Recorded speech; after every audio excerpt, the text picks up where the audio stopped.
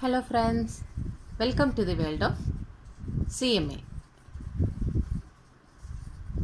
കഴിഞ്ഞ ക്ലാസ്സിൽ നമ്മൾ പറഞ്ഞു നിർത്തിയത് റെസിഡൻറ്റ് എച്ച് യു എഫ് എന്താണ്, non resident H U F എന്താണെന്നുള്ളതാണ്. ഇനി ഓർഡിനറി റെസിഡൻറ്റ്, അതായത് റെസിഡൻറ്റ് എച്ച് യു എഫ് ആയി കഴിഞ്ഞിട്ടുണ്ടെങ്കിൽ അതിനെ വീണ്ടും അതേപോലെ തന്നെ 6 അനുസരിച്ച് തന്നെ തിരിക്കാമെന്ന് പറഞ്ഞു. Resident, ordinary resident, not ordinary resident എന്ന്. അത് ഓർഡിനറി റെസിഡൻറ്റ് എന്ന് വെച്ചാൽ എന്താണ്, അതേ നമ്മളുടെ ആ കർത്ത അല്ലെങ്കിൽ മാനേജർ എന്ന് പറയും. ഇതിൽ എന്താണ് എച്ച് യു എഫിൽ എന്താണ് കർത്ത അല്ലെങ്കിൽ മാനേജർ, അത് മാനേജ് ചെയ്യണ ഒരാൾ. അങ്ങനെയുള്ള ആ ഒരു പേഴ്സൺ എന്ത് ചെയ്യണം, ആ പേഴ്സൺ ആയിരിക്കണം സാറ്റിസ്ഫൈ ചെയ്തിരിക്കണം അതായത് 6 അഡീഷണൽ കണ്ടീഷൻസ് എല്ലാം ഈ എച്ച് യു എഫിൻ്റെ കർത്താവോ മാനേജറോ സാറ്റിസ്ഫൈ ചെയ്യുന്നുണ്ടെന്നുണ്ടെങ്കിൽ, ആ 6 2 കണ്ടീഷൻ സാറ്റിസ്ഫൈ ചെയ്യുന്നുണ്ടെന്നുണ്ടെങ്കിൽ എന്താണ്, ഓർഡിനറി റെസിഡൻ്റ് ആണെന്ന് പറയാം. അല്ലാത്ത കേസസിലാണെന്നുണ്ടെങ്കിൽ ആ എച്ച് യു എഫോ മാനേജറോ ആ 2 കണ്ടീഷൻ 6 സാറ്റിസ്ഫൈ ചെയ്യുന്നില്ല എന്നുണ്ടെന്നുണ്ടെങ്കിൽ എന്ത് ചെയ്യാം, നോട്ട് ഓർഡിനറി റെസിഡൻ്റ് ആണെന്നും പറയാം. പക്ഷേ ഒരു ടാക്സ് പോയിന്റ് എന്താണെന്ന് വെച്ചിട്ടുണ്ടെങ്കിൽ, കർത്തയുടെ പ്രീവിയസ് ഇയറിലെ റെസിഡൻഷ്യൽ സ്റ്റാറ്റസ് ഇമ്പോർട്ടൻ്റ് അല്ല, പക്ഷേ മുന്നത്തെ 10 വർഷത്തെ സ്റ്റാറ്റസ് ഇമ്പോർട്ടൻ്റ് ആണ് താനും. അത് നോക്കിയല്ലേ നമ്മൾ തീരുമാനിക്കണേ, അതുകൊണ്ടാണ് അങ്ങനെ പറയണത്. അപ്പോൾ എച്ച് യു എഫിനെ കുറിച്ച് പറഞ്ഞു അല്ലേ. എച്ച് യു എഫ് എന്താണ്, എച്ച് യു എഫിനെ ഇതേപോലെ തന്നെ റെസിഡൻ്റ് എന്നും നോൺ റെസിഡൻ്റ് എന്നും തിരിച്ചിട്ടുണ്ട്. ആ റെസിഡൻ്റ് എന്ന് വെച്ചിട്ടുണ്ടെങ്കിൽ ആ റെസിഡൻ്റ് ആയി കഴിഞ്ഞിട്ടുണ്ടെങ്കിൽ വീണ്ടും അതിനെന്താണ്, അതായത് റെസിഡൻ്റ് എന്ന് വെച്ചാൽ എന്താണ്, മുഴുവനായിട്ടോ ഭാഗികമായിട്ടോ കൺട്രോളും മാനേജ്മെൻറ്റും ഇന്ത്യയിൽ തന്നെയാണെന്നുണ്ടെങ്കിൽ റെസിഡൻ്റ് എന്ന് പറയുന്നു, അല്ലാന്നുണ്ടെങ്കിൽ നോൺ റെസിഡൻ്റ് എന്ന് പറയുന്നു. ഇനി റെസിഡൻ്റ് ആണെന്നുണ്ടെങ്കിൽ അതിനെ വീണ്ടും ഡിവൈഡ് ചെയ്യുന്നു, ഓർഡിനറി റെസിഡൻ്റ് എന്നും നോട്ട് ഓർഡിനറി റെസിഡൻ്റ് എന്നും. ഓർഡിനറി റെസിഡൻ്റ് എന്ന് വെച്ചാൽ ആ 6 2 കണ്ടീഷനും സാറ്റിസ്ഫൈ ചെയ്യുവാണെങ്കിൽ, ആര് സാറ്റിസ്ഫൈ ചെയ്യുവാണെങ്കിൽ കർത്താവോ മാനേജറോ സാറ്റിസ്ഫൈ ചെയ്യുവാണെന്നുണ്ടെങ്കിൽ അതിനെയാണ് എന്ത് പറയുന്നത്, ഓർഡിനറി റെസിഡൻ്റ് എന്ന്. സാറ്റിസ്ഫൈ ചെയ്തില്ല എന്നുണ്ടെങ്കിൽ അതിനെ നോട്ട് ഓർഡിനറി റെസിഡൻ്റ് എന്ന് പറയുന്നു. ഇനി അടുത്ത് 6(3) അനുസരിച്ച് കമ്പനീനെ ഇതേപോലെ തന്നെ റെസിഡൻറ്റ് കമ്പനി എന്നും നോൺ റെസിഡൻറ്റ് കമ്പനി എന്നും 2ആയിട്ട് തിരിച്ചിട്ടുണ്ട്. റെസിഡൻറ്റ് കമ്പനി എന്ന് വെച്ചാൽ എന്താണ്, റെസിഡൻറ്റ് കമ്പനി എന്ന് വെച്ചിട്ടുണ്ടെങ്കിൽ ഇന്ത്യൻ കമ്പനി എല്ലാം തന്നെ എന്തായിരിക്കുള്ളൂ, എപ്പോഴും റെസിഡൻറ്റ് കമ്പനി ആയിരിക്കുള്ളൂ, റെസിഡൻ്റ് ആയിരിക്കുള്ളൂ. എന്താണ്, ഇന്ത്യൻ കമ്പനി എപ്പോഴും റെസിഡൻ്റ് ആയിരിക്കുള്ളൂ. ഇനി നോൺ ഇന്ത്യൻ കമ്പനി എന്താണ്, വേണമെങ്കിൽ റെസിഡൻ്റ് ആവാം. റെസിഡൻ്റ് ആവാനുള്ള അതിന് എന്താണ് അതിൽ പറയണത്, അതായത് ആ റെസിഡൻ്റ് ആവണമെങ്കിൽ എഫക്റ്റീവ് മാനേജ്മെൻറ്റ് നടത്തുന്നത് ഇന്ത്യയിലായിരിക്കണം. എന്താണ് എഫക്റ്റീവ് മാനേജ്മെൻറ്റ് എന്ന് വെച്ചിട്ടുണ്ടെങ്കിൽ എന്താണ്, അതായത് വാണിജ്യപരമായിട്ടുള്ളതോ അല്ലെങ്കിൽ എന്താണ് പ്രധാനമായ തീരുമാനങ്ങൾ എടുക്കുന്ന സ്ഥലമോ അതെവിടെയായിരിക്കണം, കൊമേഴ്ഷ്യൽ ആയിട്ടുള്ളതോ അല്ലെ കൊമേഴ്ഷ്യൽ ഡിസിഷൻ എടുക്കുന്ന സ്ഥലമോ അല്ലെങ്കിൽ അതിൻ്റെ മെയിനായിട്ടുള്ള മാനേജ്മെൻറ്റ്, ആ ബിസിനസ് സംബന്ധിച്ച് മെയിനായിട്ടുള്ള കീ മാനേജ്മെൻറ്റ് എന്ന് പറയുന്ന സ്ഥലം എവിടെയായിരിക്കണം, അത് സിറ്റുവേറ്റ് ചെയ്യുന്നത് ഇന്ത്യയിലായിരിക്കണം. അങ്ങനെയാണെന്നുണ്ടെങ്കിൽ മാത്രമേ അതിനെ എന്ത് പറയുള്ളൂ, നോൺ ഇന്ത്യൻ കമ്പനി ആണെങ്കിൽ കൂടി അതിനെ റെസിഡൻ്റ് ആണ് എന്ന് പറയുള്ളൂ. ഇനി നോൺ റെസിഡൻ്റ് എന്ന് വെച്ചാൽ എന്താണ്, ഇതേപോലെയുള്ള 2 സാറ്റിസ്ഫൈ ചെയ്തില്ലെങ്കിൽ, അതായത് എഫക്റ്റീവ് മാനേജ്മെൻറ്റ് നടത്തുന്ന സ്ഥലം ഇന്ത്യയിലല്ല എന്നുണ്ടെങ്കിൽ അതിനെ നോൺ റെസിഡൻറ്റ് കമ്പനി എന്ന് പറയുന്നു. ഓക്കെ, കമ്പനിയിൽ എന്താണ്, എഫക്റ്റീവ് മാനേജ്മെൻറ്റ് ഉണ്ടായിരിക്കണം. എച്ച് യു എഫിൽ എന്താണ്, എച്ച് യു എഫിൽ പറയണത് സിറ്റുവേറ്റ് ചെയ്യുന്ന മൂലയായിട്ടോ മുഴുവനായിട്ടോ ഭാഗികമായിട്ടോ കൺട്രോളും മാനേജ്മെൻറ്റും ചെയ്യണത് ഇന്ത്യയിലായിരിക്കണം. കമ്പനിയെ സംബന്ധിച്ചിടത്തോളം എഫക്റ്റീവ് മാനേജ്മെൻറ്റ് ചെയ്യണത് ഇന്ത്യയിലായിരിക്കണം. അങ്ങനെയാണെങ്കിൽ മാത്രമേ റെസിഡൻ്റ് ആവുള്ളൂ. ഇനി ഫേം ഉണ്ട്, AOP ഉണ്ട്, BOA ഉണ്ട്. അതാണ് 6(4) പറയണത്. 6(2) H U F, 6(3) company, 6(4) firm, AOP, BOA അതെല്ലാം 6(4)ലാണ് പറയണത്. ഇതിൻ്റെ അതേപോലെ തന്നെ സിമ്പിളാണ്, എച്ച് യു എഫിൻ്റെ പറഞ്ഞ പോലെ അതേ ഇത് തന്നെ പോയിന്റ് തന്നെയാണ് ഫേമിന്, AOPക്കും BOAക്കും. എന്താണ്, കൺട്രോളും മാനേജ്മെൻറ്റും മുഴുവനായിട്ടോ ഭാഗികമായിട്ടോ എന്തായിരിക്കണം, ഇന്ത്യയിലായിരിക്കണം. അങ്ങനെയാണെങ്കിൽ റെസിഡൻ്റ് എന്ന് പറയുന്നു. അല്ല മുഴുവനായിട്ടും ഔട്ട്സൈഡ് ഇന്ത്യ ആണെന്നുണ്ടെങ്കിൽ നോൺ റെസിഡൻ്റ് എന്ന് പറയുന്നു.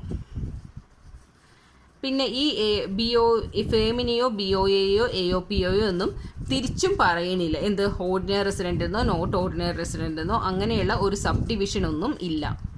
ഓക്കെ, അതുള്ളത് HUFന് മാത്രമേ ഉള്ളൂ. HUFന് മാത്രമാണ് എന്തുള്ളത്, ordinary resident, not ordinary resident എന്ന് പറയുന്നത്. അതിൽ കർത്ത മാനേജർ സാറ്റിസ്ഫൈ ചെയ്യണം.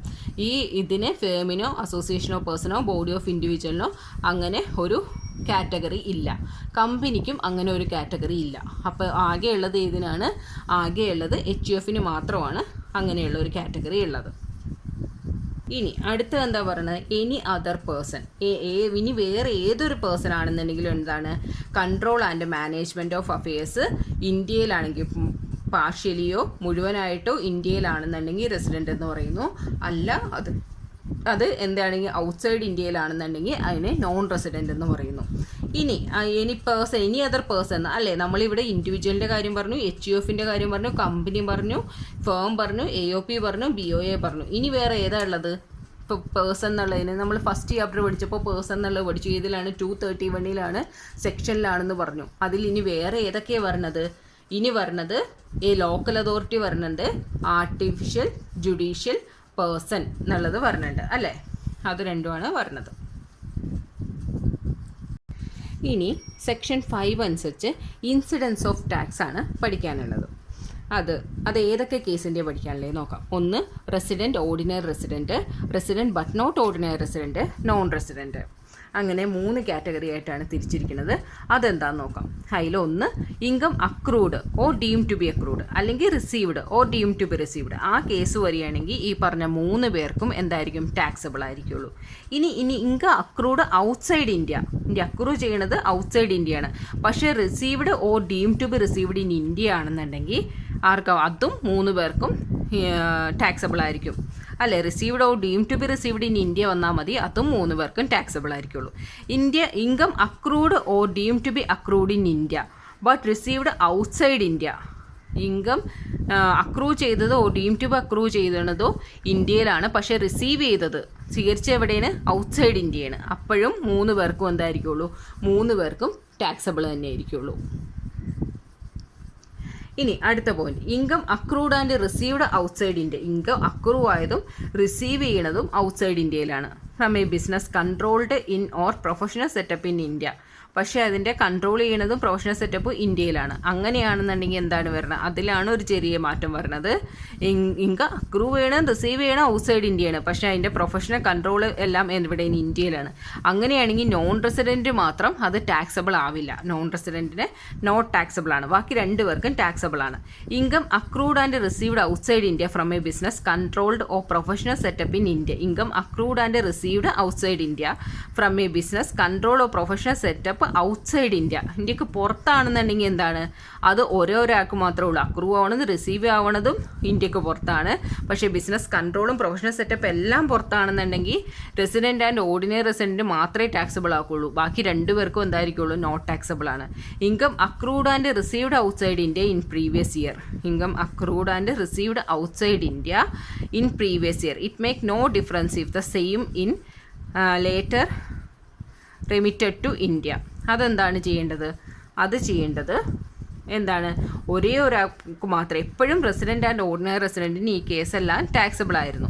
ഇനി ഒരു പോയിന്റ് ഉണ്ട്, income accrued and received outside India in any year preceding the previous year and later on remitted to India in current financial year. ഏതോ ഒരു വർഷം അത് അക്രൂ ആയി റിസീവ് ചെയ്തു ഇന്ത്യക്ക് പുറത്ത് വെച്ചിട്ട്, പക്ഷേ എന്താണ് ഇന്ത്യയിലേക്ക് ഇപ്പോൾ അടിച്ചപ്പോഴാണ് ഇപ്പോഴത്തെ ഫിനാൻഷ്യൽ ഇയർ ആണെന്നുണ്ടെങ്കിൽ, പക്ഷേ ഓർഡിനറി റെസിഡൻറ്റിനെ സംബന്ധിച്ചോ ആരെ സംബന്ധിച്ചോ മുന്നേ എപ്പോഴോ കിട്ടിയത് സംഭവമല്ലേ, അക്രൂ ആയ സംഭവമാണ്, റിസീവ് ചെയ്ത സംഭവമാണ്, അത് ഔട്ട്സൈഡ് ഇന്ത്യയിൽ വെച്ചാണ്. അത് അങ്ങനെയുള്ള കേസസ് ആണ് എങ്കിൽ എന്ത് ചെയ്യും, അത് ആർക്കും എന്താണ്, ടാക്സബിൾ അല്ല.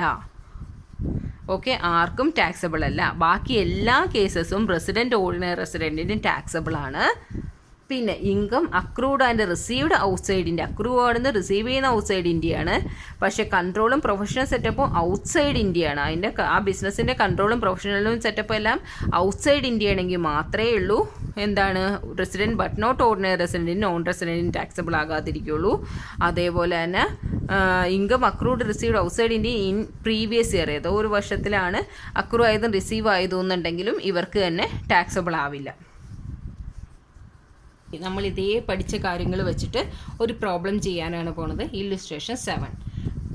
RAM provides following details of income. Calculate the income which is liable to be taxed in India for assessment year 2020-21, assuming that he is an ordinary resident, he is not an ordinary resident, he is non-resident. Okay, ഇത് വെച്ചിട്ടാണ് നമ്മളിനി problem ചെയ്യാൻ പോണത്. അപ്പോൾ നമുക്ക് ഇപ്പം നമ്മൾ ഈ പഠിച്ച പോലെ തന്നെ അതേ ഇതിൽ തന്നെ 3 ഗോളായിട്ട് വരയ്ക്കാം. Salary received in India from A former employer of UK. അപ്പോൾ അത് മുന്നേ എപ്പോഴോ ചെയ്ത വർക്കിന് ഇപ്പോഴാണ് സാലറി കിട്ടിയത്, ഇപ്പോഴാണ് ഇന്ത്യയിൽ വന്നപ്പോഴും ഇപ്പോഴാണ് റിസീവ് ആയത്. അങ്ങനെയാണെന്നുണ്ടെങ്കിൽ എന്താണ്, 3 കേസസിലും ഈ 1,40,000 എന്നുള്ളത് ടാക്സബിൾ ആണ്. ഫസ്റ്റ് കേസസിൽ എന്താണ്, സാലറി റിസീവ്ഡ് ഇൻ ഇന്ത്യ എന്ന് പറയുമ്പോൾ തന്നെ 3 കേസസിലും ടാക്സബിൾ ആണ്. 1,40,000 ടാക്സബിൾ ആയിട്ട് വരും. ഓക്കെ, ഇനി സെക്കൻഡ് എന്താണ്, second income from the business in Nepal being controlled from India. അല്ലേ, ഇന്ത്യയിൽ കൺട്രോൾ ചെയ്യുന്നുണ്ട്, പക്ഷേ ടീ ബിസിനസ് എവിടെയാണ്, നേപ്പാളിലാണ്. അതെന്താണ്, അത് അങ്ങനെ പറയുകയാണെന്നുണ്ടെങ്കിൽ എന്ത് ചെയ്യും, നേപ്പാളിൽ ഇന്ത്യയിൽ നമ്മൾ അതേപോലത്തെ ഒരു കണ്ടീഷൻ പഠിച്ചു അല്ലേ, കൺട്രോൾ ചെയ്യണത് ഇന്ത്യയിലായിരിക്കണം. ഇന്ത്യയിലാണെന്നുണ്ടെങ്കിൽ എന്താണ്, 2 പേർക്ക് ടാക്സബിൾ ആണ്, ഒരാൾക്ക് ടാക്സബിൾ അല്ല എന്ന് പഠിച്ചു അല്ലേ. അതേപോലെ തന്നെയാണ് ആ 10,000 ടീ ബിസിനസ് നേപ്പാൾ. അപ്പോൾ ആ 10,000 2 പേർക്ക് ടാക്സബിൾ ആണ്, നോൺ റെസിഡൻറ്റിന് ടാക്സബിൾ അല്ല. ഓക്കെ, ഇനി മൂന്നാമത്തെ case, interest on company deposit in Canada. Interest on company deposit in Canada 1/3 received in India. Company deposit കാനഡയിലാണ് ഡെപ്പോസിറ്റ് ചെയ്തത് കമ്പനി ഇൻട്രസ്റ്റ്, അത് 1/3 അതിൻ്റെ വന്നത് എവിടെയാണ്, ഇന്ത്യയിലേക്കാണ് 1/3 വന്നത്. അങ്ങനെയാണെന്നുണ്ടെങ്കിൽ എന്ത് ചെയ്യുമെന്ന്, 1/3 റിസീവ് ചെയ്തത് ഇന്ത്യയിൽ വെച്ചിട്ടാണ്. അങ്ങനെയാണെങ്കിൽ എന്ത് ചെയ്യും, അതിൻ്റെ 1/3, അതായത് 1/3 എന്ന് വെച്ചാൽ 10,000 ആയിരിക്കുള്ളൂ. ഇന്ത്യയിൽ റിസീവ് ചെയ്തല്ലോ, ഇന്ത്യയിൽ റിസീവ് ചെയ്തുകൊണ്ട് എന്തായിരിക്കും, 3 പേർക്കും അത് 1/3 ടാക്സബിൾ ആയിരിക്കും. ഇൻട്രസ്റ്റ് 1/3 നിങ്ങൾ എഴുതുമ്പോൾ മുഴുവൻ എഴുതിക്കോട്ടോ, ഞാനിപ്പോൾ സമയം ലാഭിക്കാൻ വേണ്ടിയിട്ട് അങ്ങനെ ചെയ്തു എന്നേ ഉള്ളൂ. 10,000. ഇനി നാലാമത്തെ പോയിന്റ് എന്താ, profit from a business in Mumbai controlled from UK. Business എന്നുള്ള പ്രോഫിറ്റ് എവിടെ നിന്നാണ്, മുംബൈയിലാണ്. അത് കൺട്രോൾ ചെയ്യണത് എവിടെയാണ്, UK-യിലാണ്. കൺട്രോൾ ചെയ്യണത് പുറത്താണ്. കൺട്രോൾ ചെയ്യുന്നത് പുറത്താണെന്നുണ്ടെങ്കിൽ എന്തായിരിക്കും എൻ്റെ അവസ്ഥ, പക്ഷേ അത് പ്രോഫിറ്റ് വന്നത് എവിടെ, ഇന്ത്യയിലല്ലേ. അപ്പോൾ അതുകൊണ്ട് തന്നെ അതെന്താണ്, 3 പേർക്കും ടാക്സബിൾ ആണ്.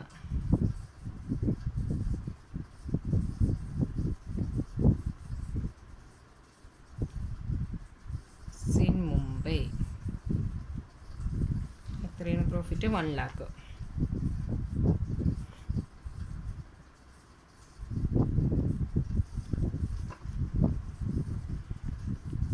ഓക്കെ, ഇനി അഞ്ചാമത്തെ എന്താ, profit for the year 2002-03.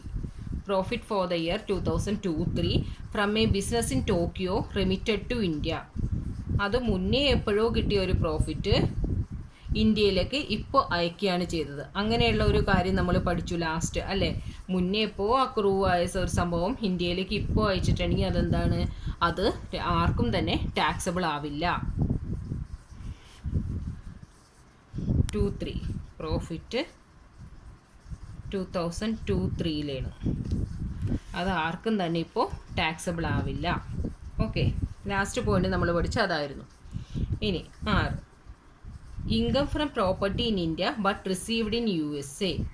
Income from property in India, ഇന്ത്യയിലെ പ്രോപ്പർട്ടിക്ക് പ്രോപ്പർട്ടി ഇൻകം അത് റിസീവ് ചെയ്യണത് എവിടെ വെച്ചാണ്, റിസീവ് ചെയ്യണത് USA-യിൽ വെച്ചാണ്.